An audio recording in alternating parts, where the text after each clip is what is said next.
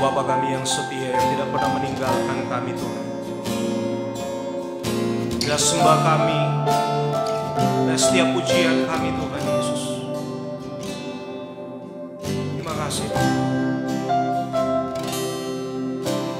Bapa, Kau setia. Bapa, Kau mulia. Tenanglah jiwaku, aman bersamamu.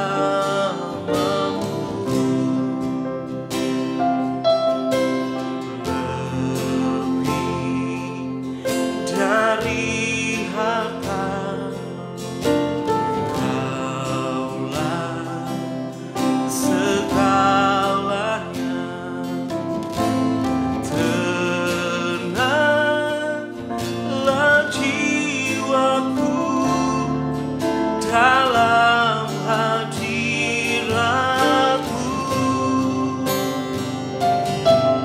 Kau tunjukkan kasih setiamu,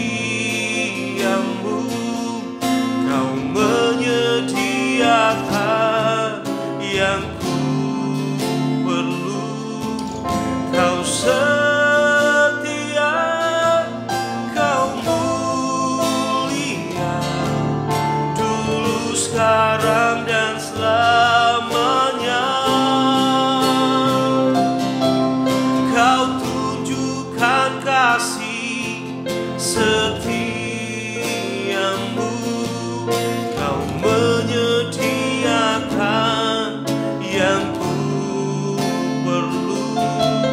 Kau setia, Kau mulia, Bapa, Kau setia.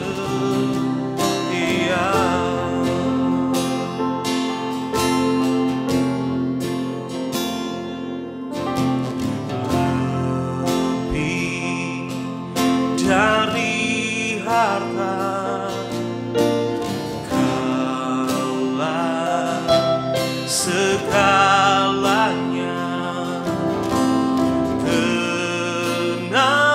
Tenanglah jiwaku dalam hadirat-Mu.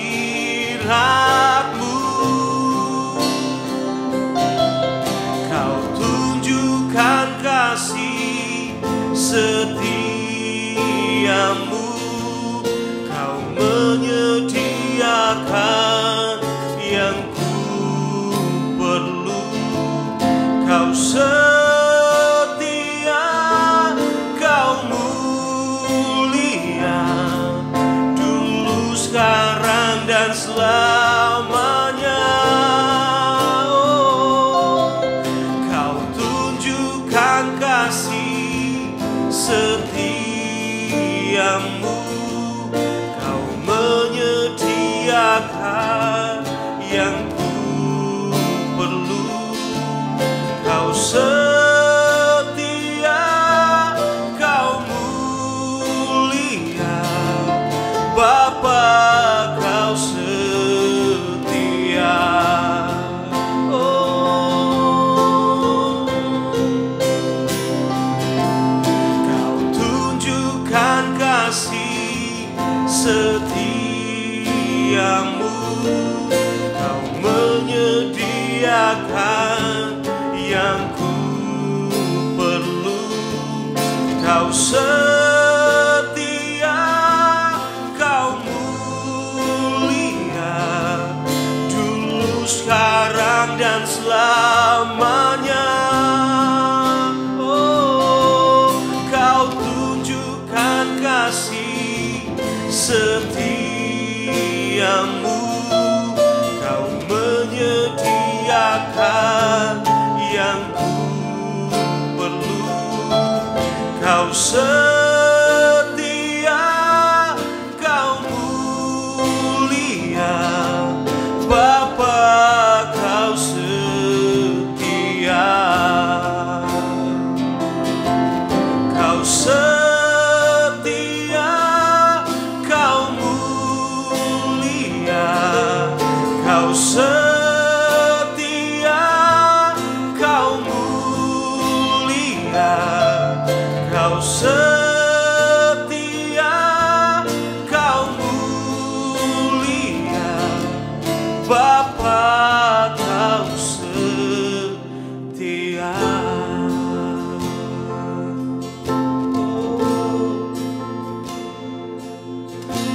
yang setia, Kau Bapa yang setia, Kau Bapa yang mulia. Oh, sembah,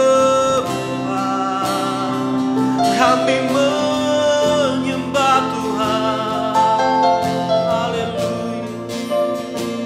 Kami puji, kami sembah. Haleluya.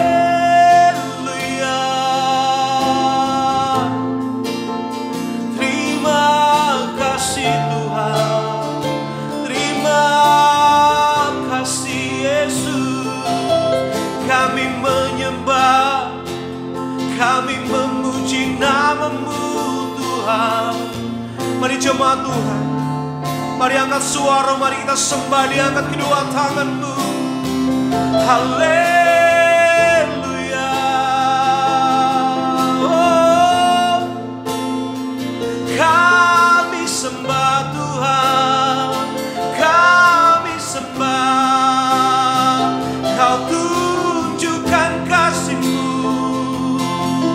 buat setiap kami. Haleluya. Mari menyembah, mari memuji nama Yesus. Oh, haleluya.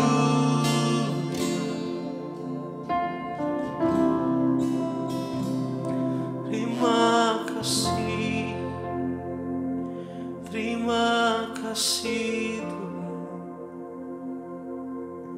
Kami rasakan hadirat-Mu Tuhan.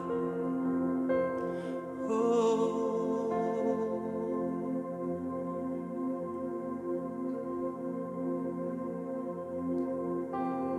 terima kasih Tuhan buat kebaikan-Mu dalam hidup kami. Terima kasih buat setiap kasih-Mu bagi kami.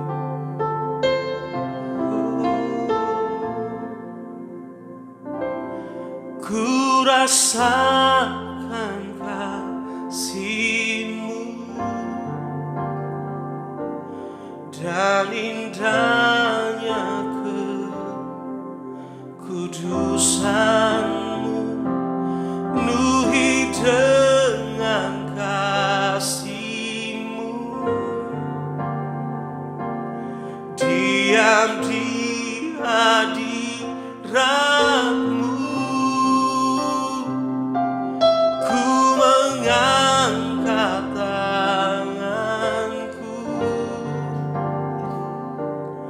Dan ku bersyukur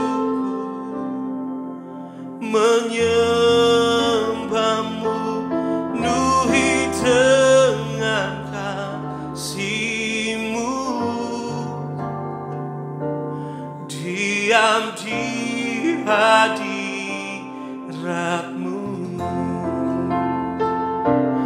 Ku rasakan kasih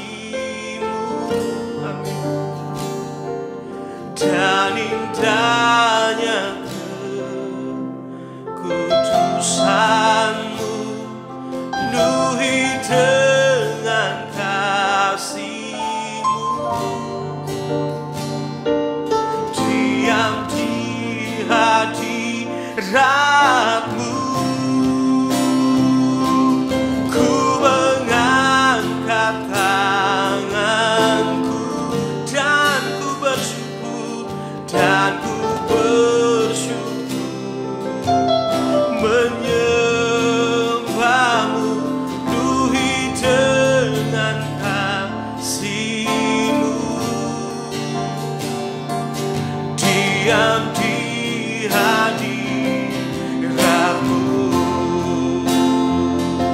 Oh, ku rasakan kasih-Mu dan indahnya kekudusan-Mu, penuhi dengan kasih.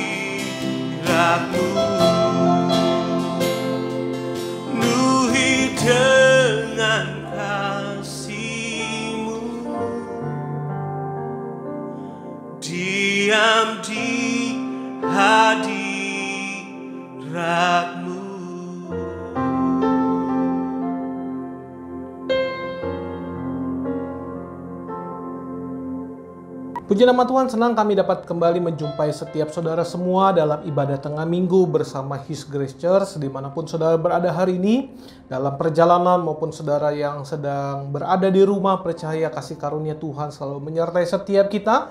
Dan sebelum kita masuk dalam firman Tuhan, bersama-sama kita satukan hati, kita berdoa. Mari kita berdoa bersama-sama. Bapa, kami mengucap syukur, berterima kasih kepadamu atas setiap campur tangan Tuhan dalam sepanjang kehidupan kami di hari ini. Kami percaya kami boleh ada hari ini semua karena Tuhan. Kami masih boleh bernikmati hari ini. Kami boleh beraktivitas sepanjang hari ini.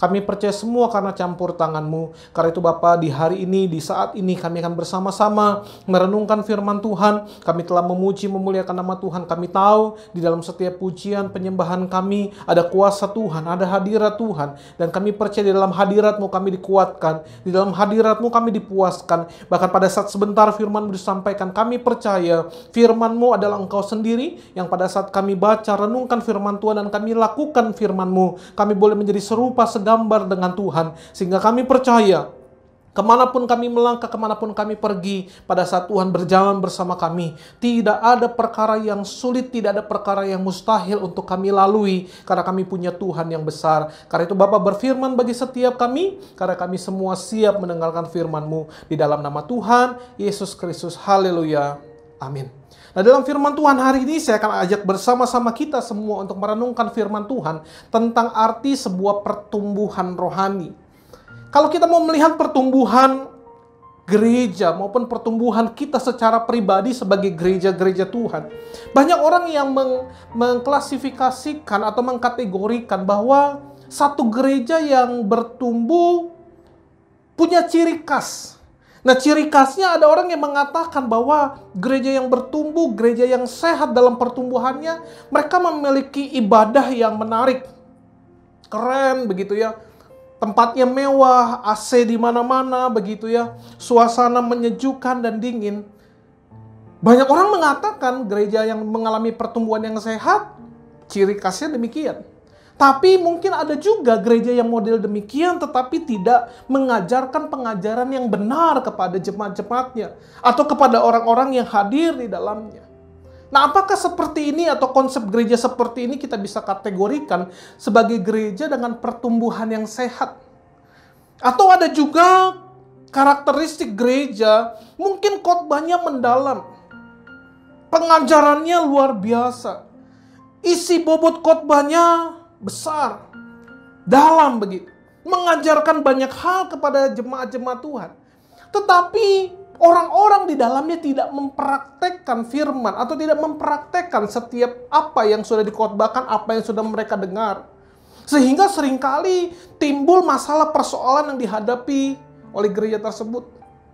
Atau ada juga orang yang mengatakan gereja yang mengalami pertumbuhan yang sehat karena banyaknya orang-orang di dalamnya yang memiliki karunia-karunia rohani. Punya banyak karunia-karunia rohani. Mereka bisa bernubuat, mereka bisa berbahasa roh dengan secara luar biasa, tetapi hidup tidak dalam kasih Tuhan. Tidak saling mengasihi satu dengan yang lainnya. Nah, apakah gereja seperti ini bisa kita katakan sebagai gereja dengan karakteristik pertumbuhan yang sehat?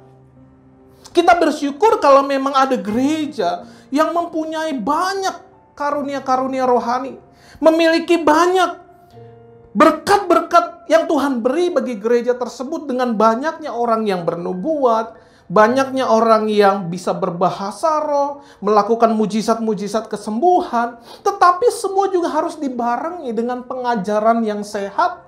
Dan juga harus dibarengi dengan penerapan-penerapan firman Tuhan dalam kehidupan jemaatnya. Nah, kalau kita mau membicarakan sebuah pertumbuhan yang sehat, saya akan ajak setiap kita bersama-sama buka Alkitab kita untuk menjadi perenungan kita pada hari ini tentang karakteristik gereja yang sehat. Bisa dikatakan gereja sebagai satu kumpulan orang percaya maupun gereja dalam kehidupan kita secara pribadi, lepas pribadi. Oleh sebab itu saya akan ajak setiap kita bersama-sama buka Efesus pada pasalnya yang keempat. Efesus pasal yang keempat ayatnya yang ke-11 sampai dengan ayatnya yang ke-14. Efesus pada pasal yang keempat ayat 11 sampai dengan ke-14. Saya akan bacakan bagi setiap saudara semua, dikatakan demikian.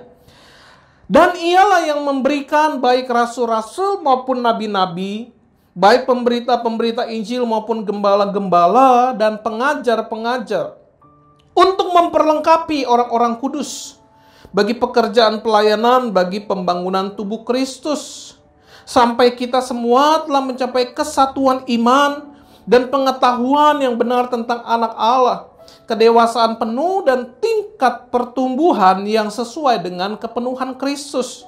Sehingga kita bukan lagi anak-anak yang diombang-ambingkan oleh rupa-rupa angin pengajaran, oleh permainan palsu manusia dalam kelicikan mereka yang menyesatkan. Nah, kalau saudara baca ayat ini, inilah yang Tuhan mau beritakan kepada setiap kita, bahwa gereja Tuhan, dimanapun gereja berada, dimanapun gereja berdiri, dimanapun gereja ada, Tuhan memberikan kepada gereja-gerejanya, yang dalam ayat ke-11 di sana dikatakan begini, dan ialah Tuhanlah yang memberikan baik rasul, baik nabi, baik pemberita Injil maupun gembala dan pengajar-pengajar. Ada beberapa jawatan yang Alkitab sebutkan di sana. Tapi mereka Tuhan tempatkan di dalam gereja. Tuhan tempatkan mereka di tengah-tengah kita untuk sebuah tujuan, yaitu memperlengkapi orang-orang kudus bagi pekerjaan pelayanan, bagi pembangunan tubuh Kristus. Jadi ini bukan berarti berbicara hanya 1-2 orang, tapi berbicara satu kelompok tubuh Kristus, di mana Tuhan memberikan kepada gerejanya 5 contoh jawatan dalam gereja untuk membangun keseluruhan, bukan membangun sebagian, bukan hanya membangun 1-2 orang. Dari ayat ini jelas mengajarkan kepada setiap kita, Alkitab mengatakan kepada kita bahwa Tuhan memberikan kepada gerejanya supaya gerejanya bisa bertumbuh bersama-sama, bukan bertumbuh secara individu. Karena dalam ayat 13 berkata begini, sampai kita semua. Jadi pembangunan tubuh Kristus di sini berbicara kepada kita semua, kepada semua jemaat-jemaat Tuhan. Tugas gereja membangun tubuh Kristus. Tugas gereja membangun seluruh jemaatnya bersama-sama. Dan inilah suatu tugas yang tidak mudah untuk gereja lakukan. Tetapi ini yang menjadi tugas bagi gereja Tuhan. Nah, oleh sebab itu apa yang bisa kita pelajari dari firman Tuhan ini? Bagaimana ciri atau karakteristik satu pertumbuhan yang sehat menurut firman Tuhan? Ayat ke-13 dikatakan begini, sampai kita semua telah mencapai kesatuan iman. Jadi kita semua bersama-sama, satu pribadi lepas pribadi, bersama-sama mencapai kesatuan iman. Jadi karakteristik gereja yang mengalami pertumbuhan yang sehat yang pertama, yaitu mereka bisa bersama-sama bertumbuh, mencapai kesatuan iman. Iman di sini berbeda dengan iman individu kita pada saat kita mempercayai Yesus sebagai Tuhan. Iman di sini berbeda dengan iman yang membuat kita bisa selamat karena kita beriman kepada Kristus, beriman kepada pengorbanannya di kayu salib. Iman di sini tidak membicarakan tentang iman individu, tapi berbicara tentang kesatuan iman. Kalau saudara mau lihat Efesus pasal yang keempat, mundur di dalam ayatnya yang kelima, dikatakan begini saudara, atau dari ayat yang keempat dikatakan begini. Satu tubuh, satu roh, sebagaimana kamu telah dipanggil kepada satu pengharapan yang terkandung dalam panggilanmu, satu Tuhan, satu iman, satu baptisan, satu Allah dan Bapa dari semua, Allah yang di atas semua dan oleh semua dan di dalam semua. Berarti yang Paulus maksudkan di sini tidak berbicara iman secara individu kepada Kristus, Tetapi kesatuan iman di sini berbicara tentang satu kesatuan dasar kita memahami satu doktrin atau ajaran dasar dari iman Kristen. Bahwa keselamatan ada di dalam Kristus. Berarti kita harus bisa bersama-sama, bersatu di dalam sebuah pemahaman kesatuan iman mengenai keselamatan kita di dalam Kristus Yesus. Mungkin ada bagi sebagian kita yang menganggap bahwa iman kita kepada Kristus, dasar kita beriman kepada Kristus, keselamatan yang kita terima karena iman kita kepada Kristus, mungkin bukan menjadi satu-satunya keselamatan yang kita terima. Tapi ada lagi hal-hal yang lain yang membuat kita bisa diselamatkan. Tapi saya mau katakan kepada saudara, gereja yang mengalami satu pertumbuhan yang sehat, mereka bisa satu irama, bisa satu prinsip dasar yang sama. Makanya ini bukan satu tugas yang mudah. Yang Tuhan berikan kepada kita bukan hanya 1-2 bagian, tapi Tuhan memberikan kepada kita ada nabi, ada rasul, ada penginjil, ada pengajar, ada gembala-gembala. Supaya kita bisa mengalami satu kesatuan. Gunanya untuk apa saudara? Kalau saudara lihat di dalam ayat yang ke-14 dikatakan begini. Sehingga kita bukan lagi anak-anak yang diombang-ambingkan oleh rupa-rupa angin pengajaran, oleh permainan palsu manusia dalam kelicikan mereka yang menyesatkan. Kita harus bisa mencapai kesatuan iman, kesatuan ajaran yang benar, kepada ajaran dasar kekristenan yang benar, supaya kita tidak lagi diombang-ambingkan dengan rupa-rupa pengajaran. Karena masa-masa sekarang ini, zaman sekarang banyak sekali pengajaran-pengajaran yang mungkin bisa menyesatkan kita. Yang kita anggap, yang kita lihat mungkin mirip. Mungkin benar. Itulah yang menjadi tugas gereja dan tidak mudah bagi gereja untuk bisa mengajarkan pengajaran yang benar. Makanya kita butuh banyak orang untuk bisa bersama-sama, saling membangun, saling mengingatkan. Untuk kita bersama-sama saling bertumbuh, saling tolong-menolong. Supaya apa? Supaya kita semua bisa mencapai kesatuan iman. Itu yang pertama. Bahwa gereja yang mengalami pertumbuhan yang sehat, atau hidup kita secara pribadi bisa mengalami pertumbuhan yang sehat kalau kita bisa mencapai satu kesatuan dalam sebuah ajaran yang benar. Karena iman atau doktrin dasar atau ajaran yang dasar ini merupakan satu pondasi untuk bisa membangun satu bangunan yang baik dan benar. Kalau gereja tidak memiliki dasar pengajaran yang kuat, yang kokoh, tidak memiliki pondasi yang kokoh, yang kuat akan pengenalan kepada Kristus, maka saya mau katakan kepada saudara, sama seperti yang Alkitab katakan, kita mudah terombang-ambing. Kita mudah digoyah. Kita mudah mengikut ke sana ke sini.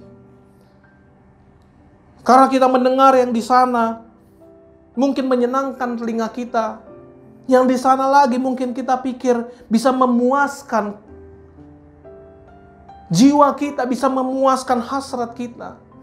Sehingga kita mudah terombang-ambingkan. Gereja yang mengalami pertumbuhan yang sehat adalah gereja yang bisa mencapai kesatuan iman bersama-sama.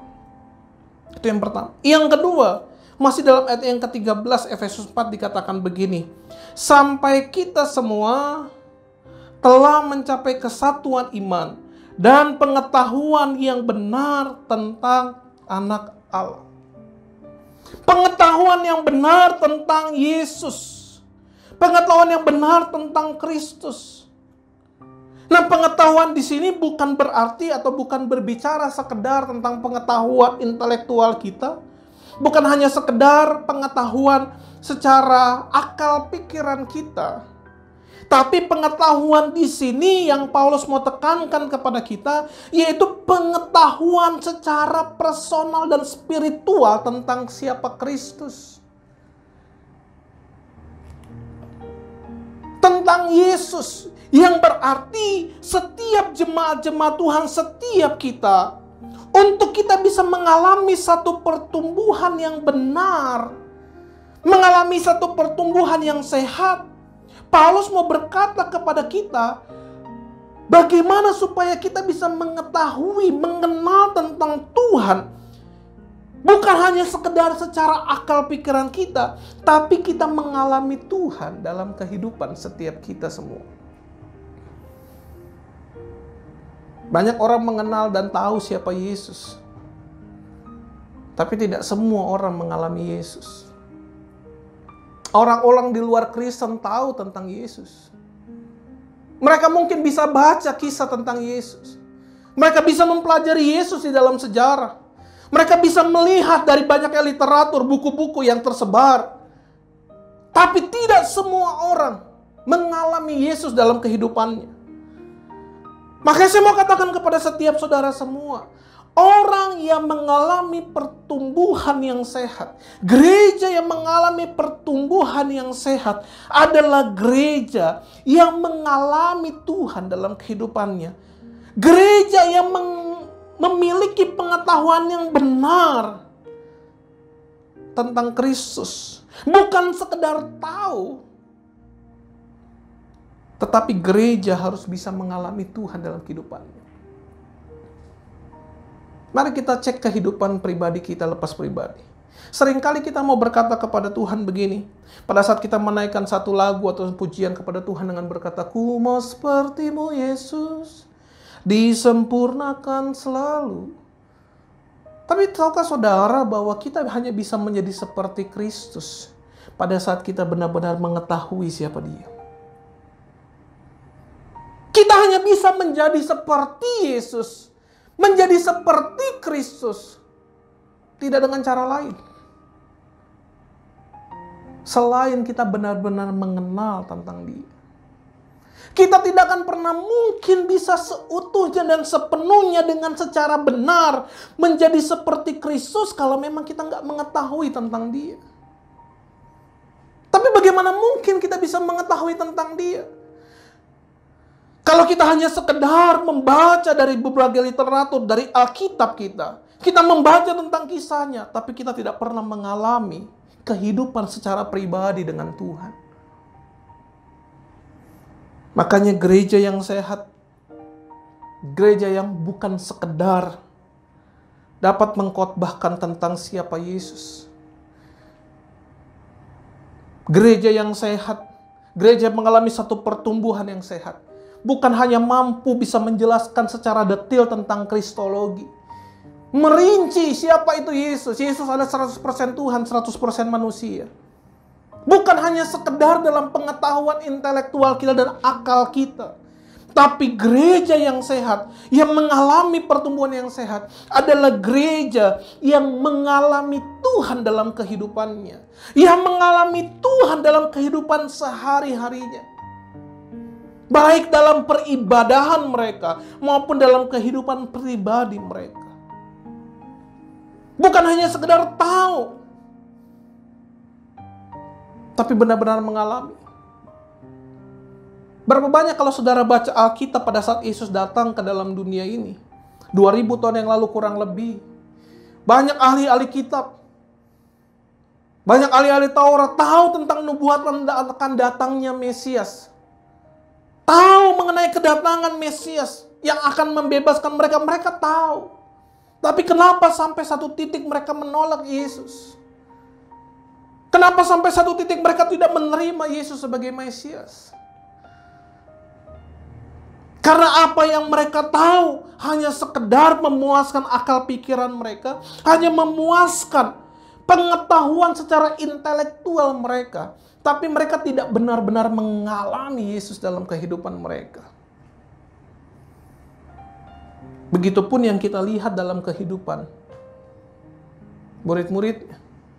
Mereka hanya tahu Yesus sebagai guru mereka. Mungkin ada satu masa, satu titik, satu fase kehidupan mereka. Mereka bisa berkata Yesus sebagai Tuhan. Tapi berapa banyak dari antara murid-murid pada saat Yesus harus mati disalibkan. Banyak dari mereka undur dan pergi tercerai-berai.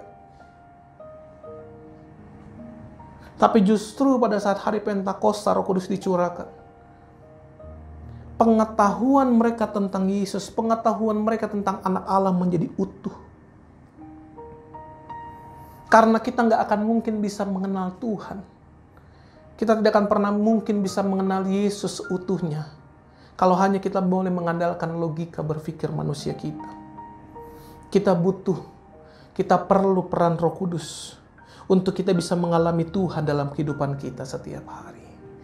Gereja yang sehat adalah gereja yang mencapai kesatuan iman, bertumbuh bersama-sama. Tapi yang kedua, gereja yang sehat adalah gereja yang mengalami Tuhan dalam kehidupan. Bukan sekedar mereka tahu, bukan sekedar mereka mengenal Dia secara intelektual mereka, tapi mereka mengalami Tuhan dalam kehidupan mereka setiap hari. Dan yang ketiga, apa yang menjadi karakteristik atau ciri gereja yang sehat? Kita adalah gereja Tuhan. Kembali ke dalam ayat ke-13 Efesus 4 dikatakan begini.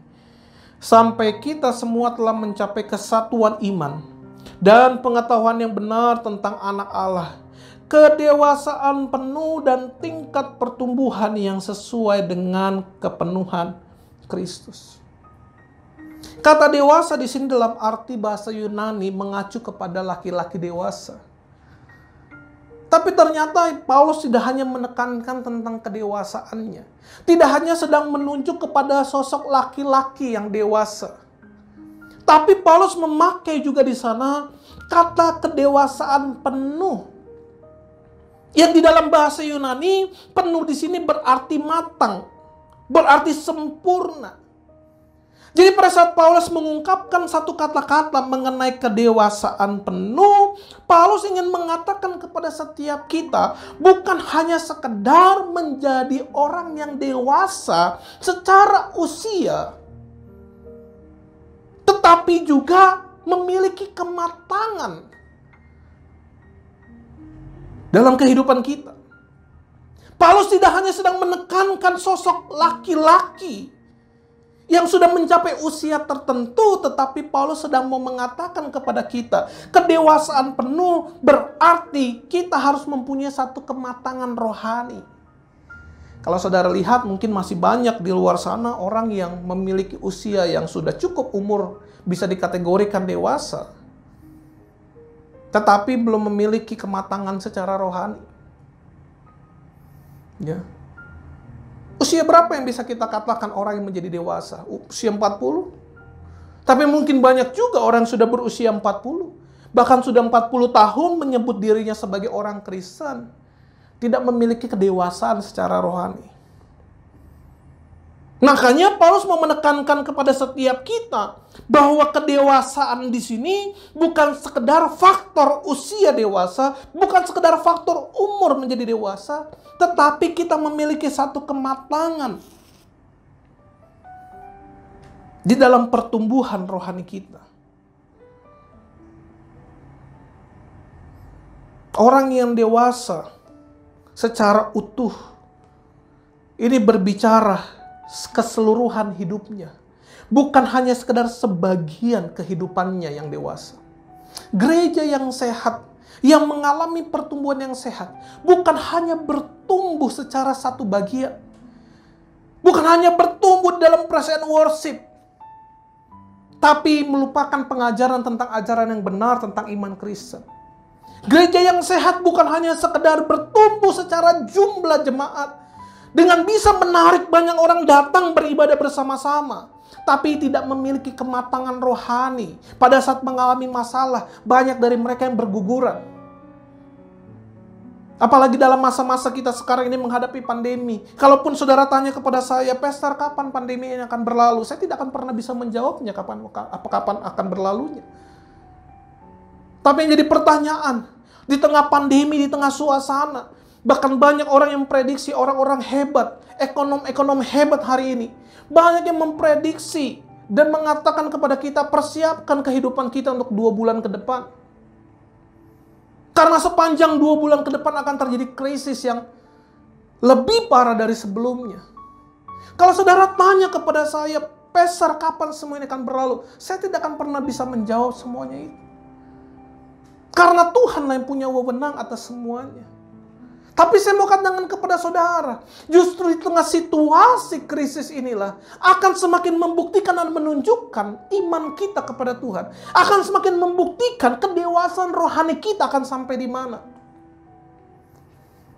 Apakah kita mengikut Tuhan pada saat kita dalam keadaan yang senang, dalam keadaan yang baik? Tapi pada saat kita harus memasuki masa-masa krisis, kita mempertanyakan Tuhan dalam kehidupan kita. Makanya saya mau katakan kepada saudara, kedewasaan bukan berarti bertumbuh hanya satu bagian dan melupakan bagian yang lain. Bukan hanya bertumbuh secara faktor usia yang semakin bertambah dan bertambah. Tapi kita melupakan adanya hal rohani dalam kehidupan kita yang juga harus bertumbuh bersama-sama seiring dengan pertumbuhan usia jasmani kita.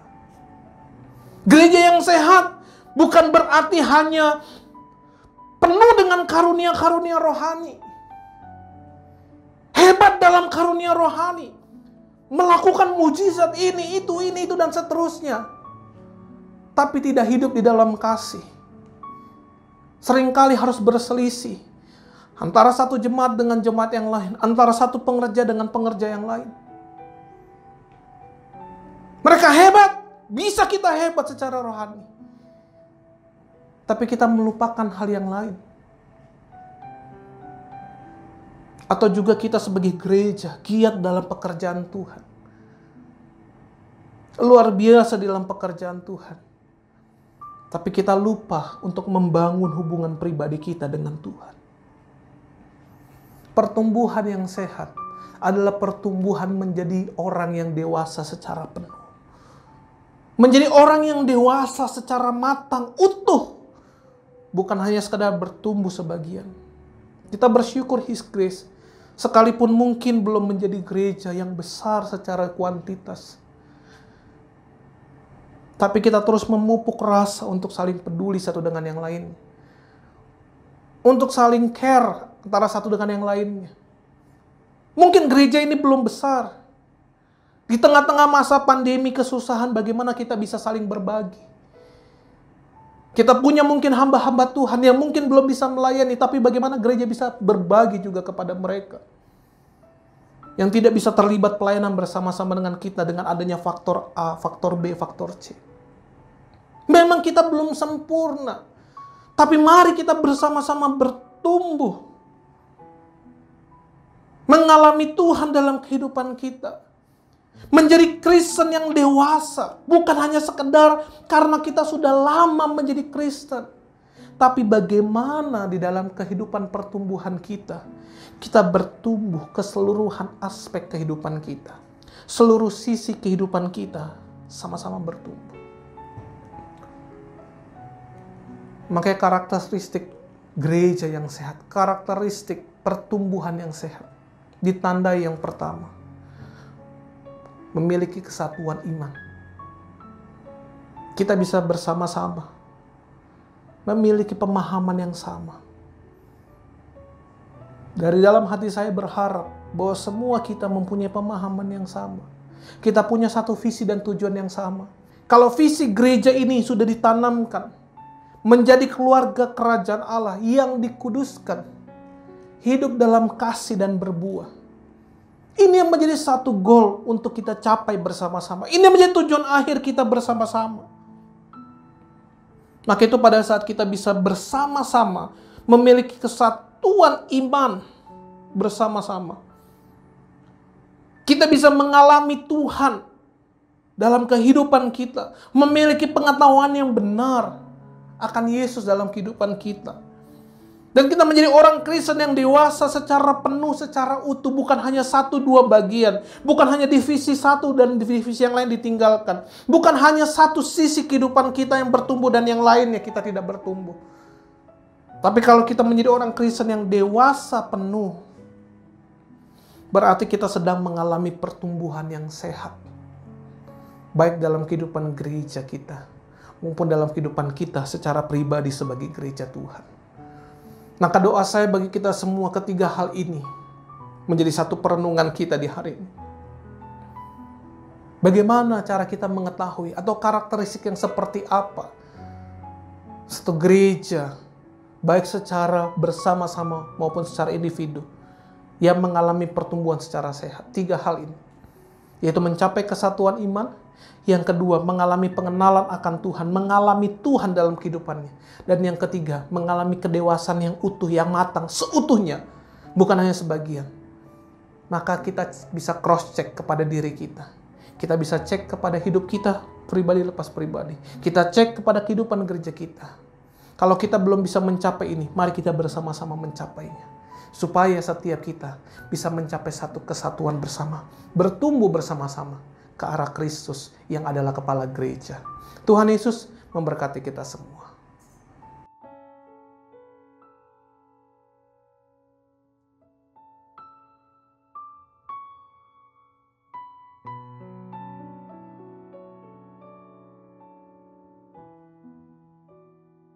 Saat ini kita akan menyatu dengan tubuh dan darah Tuhan. Jadi persiapkan roti dan anggur saudara untuk kita boleh bersama-sama menikmati sehidangan dengan tubuh dan darah Tuhan. Dan saya mau mengingatkan kepada setiap kita semua, jadi setiap kita boleh menerima perjamuan kudus baik saudara maupun anak-anak saudara. Karena dasar firman-Nya sederhana, bahwa kejadian pada saat bangsa Israel akan keluar dari tanah Mesir, Tuhan memberikan tulah kepada Mesir. Dan di dalam tulah yang ke-10 Tuhan memberikan tulah kematian bagi anak sulung. Dan kalau saudara baca kisahnya, Tuhan memerintahkan kepada Israel untuk mengurapi atau memercikkan darah kepada tiang-tiang ambang pintu rumah. Supaya pada saat ada malaikat maut, malaikat itu melewati Passover, melewati rumah yang ada tanda darahnya. Kalau saudara memahami kisahnya, bahwa pada saat itu yang melakukan penyembelihan adalah orang tua. Tapi korban paskahnya boleh dinikmati oleh seluruh anggota keluarga, termasuk anak-anak. Makanya dari apa yang kita imani hari ini, bahwa setiap kita maupun saudara sebagai orang tua dan anak-anak boleh menikmati berkat perjamuan kudus. Tapi dengan cara orang tua lah yang akan mengangkatnya, yang mengucapkan syahadatnya, mengucapkan doanya. Karena kita percaya bahwa mungkin anak-anak kita belum memiliki iman seperti kita. Dan iman kita lah yang mengatakan inilah tubuh, inilah darah Kristus. Maka saudara bisa berikan kepada anak-anak saudara. Ayat firman Tuhan sebelum kita masuk dalam perjamuan kudus terdapat dalam 1 Korintus pada pasal yang ke-11. Dikatakan di sana begini, sebab apa yang telah kuteruskan kepadamu telah aku terima dari Tuhan, yaitu bahwa Tuhan Yesus pada malam waktu ia diserahkan mengambil roti, dan sesudah itu ia mengucap syukur atasnya. Ia memecah-mecahkan yang berkata, inilah tubuhku yang diserahkan bagi kamu. Perbuatlah ini menjadi peringatan akan aku. Mari angkat roti bersama-sama. Dan dengan iman kita ucapkan sebagai doa, iman pengakuan kita sama Tuhan. Mari bersama-sama. Dalam nama Tuhan Yesus, inilah roti yang turun dari surga. Inilah tubuh Yesus Kristus yang tergantung di kayu salib untuk memberikan kami keselamatan, hidup kekal dalam kerajaan surga. Oleh kuasa tubuhnya, menyempurnakan tubuh kami, agar setiap kami dibangkitkan di akhir zaman. Oleh kuasa tubuh Kristus menyembuhkan setiap tubuh kami yang sakit. Sehingga mulai hari ini, setiap organ-organ tubuhku, setiap tulang-tulang di dalam tubuhku, Tuhan pulihkan, Tuhan sembuhkan. Setiap kelemahan-kelemahan di dalam tubuhku, Tuhan pulihkan. Kemanapun kami melangkah, kemanapun kami pergi, bersama anak-anak, Tuhan jaga lindungi. Tidak celaka, tidak bahaya. Dalam nama Tuhan Yesus, inilah tubuh Yesus Kristus. Kita terima dengan iman, inilah tubuh Kristus.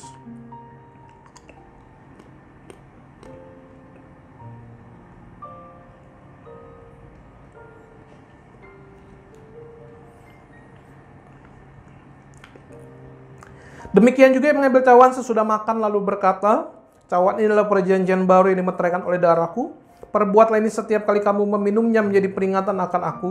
Sebab setiap kali kamu makan roti ini dan minum cawan ini, kamu memberitakan kematian Tuhan sampai ia datang. Angkat cawan anggur bersama-sama dan dengan iman kita ucapkan, di dalam nama Tuhan Yesus, inilah darah Yesus Kristus, darah perjanjian yang baru dan yang kekal, untuk mengampuni setiap dosa dan pelanggaran kami. Oleh kuasa darah Kristus memeteraikan kami sebagai keluarga kerajaan Allah yang dijanjikan Tuhan punya rumah di bumi, punya rumah di sorga. Oleh kuasa darah Kristus, oleh kuasa bilurnya, dari ujung kaki kami sampai ujung kepala kami sehat sempurna. Setiap peredaran darah, setiap saraf-saraf, setiap penyakit di dalam tubuhku disembuhkan oleh kuasa bilur dan darah Yesus. Kami bersyukur oleh kuasa tubuh dan darahnya kami sehat, kami diberkati, kami diangkat sebagai anak-anak Allah, menjadi ahli waris kerajaan sorga yang diberkati Tuhan di bumi seperti di surga. Di dalam nama Tuhan Yesus, inilah darah Yesus Kristus. Kita minum bersama, inilah darah Kristus.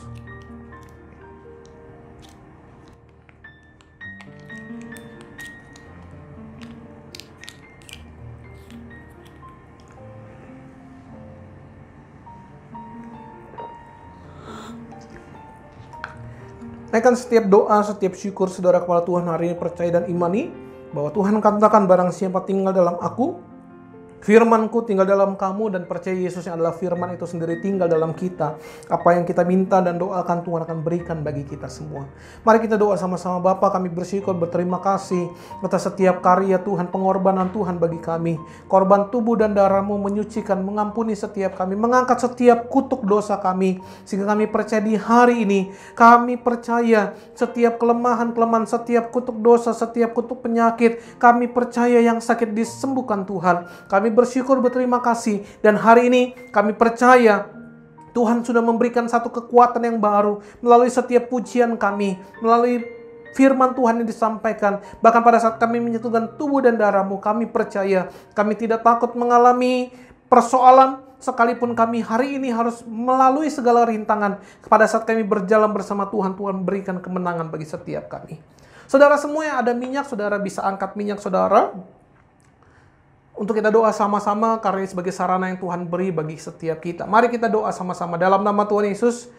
Inilah minyak, setiap tetes, setiap olesnya penuh kuasa, dioleskan kepada yang sakit disembuhkan, yang terikat setan dilepaskan, yang tidak kudus dikuduskan. Seperti Markus 6 ayat 12 dan 13. Yakobus 5 ayat yang ke-14, setiap tetes, setiap olesnya penuh kuasa di dalam nama Tuhan Yesus. Setiap tetes, setiap oles penuh kuasa dalam nama Tuhan Yesus Kristus. Bapa, di akhir ibadah ini kami mengucap syukur, kami menyerahkan bangsa dan negara kami Indonesia. Tuhan berkati, Tuhan berikan kedamaian, kesejahteraan bagi bangsa ini. Bahkan menghadapi situasi pandemi yang belum berakhir di saat-saat ini, kami bersyukur, kami menyerahkan bahkan setiap pemimpin-pemimpin di bangsa ini. Tuhan berikan hikmat marifat-Mu kepada mereka. Kami bersyukur kami boleh melalui semuanya. Kami tidak takut karena kami berjalan bersama Tuhan. Karena berkati bangsa ini, pulihkan bangsa ini. Bahkan kami berdoa bagi bangsa ini yang akan menyelenggarakan pemilu, pilkada di bulan Desember nanti. Di setiap daerah yang mengadakan, Tuhan berikan keamanan. Kami tolak segala perusuh, kami tolak segala niat-niat jahat manusia. Tuhan berikan kepada pemimpin-pemimpin di setiap daerah di bangsa ini pemimpin yang daripada Tuhan, sehingga kami berdoa setiap kebijakan keputusan yang mereka ambil hanya berdasarkan daripada Tuhan. Berkati gereja ini, Tuhan berkati setiap hamba-hamba Tuhan. Tuhan berkati setiap pengerja muda, pengerja dewasa, setiap jemaat-jemaat Tuhan dimanapun mereka berada. Kami berdoa, Tuhan satukan kami semua, untuk kami boleh bersama-sama bersatu, bergandengan tangan, saling menopang, saling mendukung, untuk kami bersama-sama menjadi seperti Kristus, seperti Engkau ya Tuhan. Karena kami percaya bahwa kami boleh bisa melalui semuanya hanya pada saat kami boleh bersatu dalam kesehatian. Dan kami percaya kemenangan pasti kami akan raih. Terima kasih Bapa. Di akhir ibadah ini kami akan akhiri, tetapi kami percaya kasih Tuhan, perlindungan, penyertaan Tuhan tidak akan pernah berakhir dari setiap kami. Karena itu saudara semua dimanapun saudara berada, angkatlah tanganmu hari ini dan terimalah berkat Tuhan.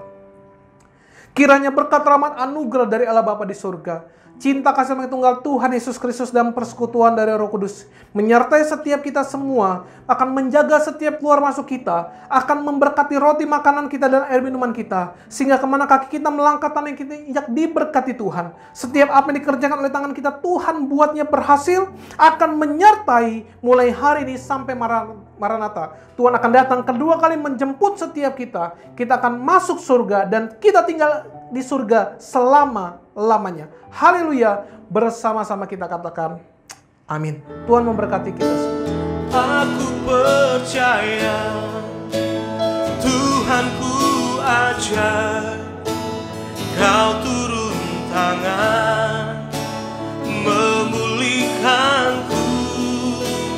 Aku percaya Tuhanku dahsyat, Kau turun tangan memberkatiku.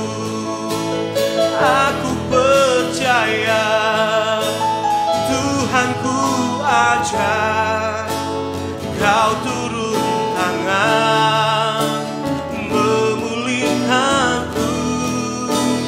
Aku percaya Tuhanku dahsyat, Kau turun tangan memberkatiku.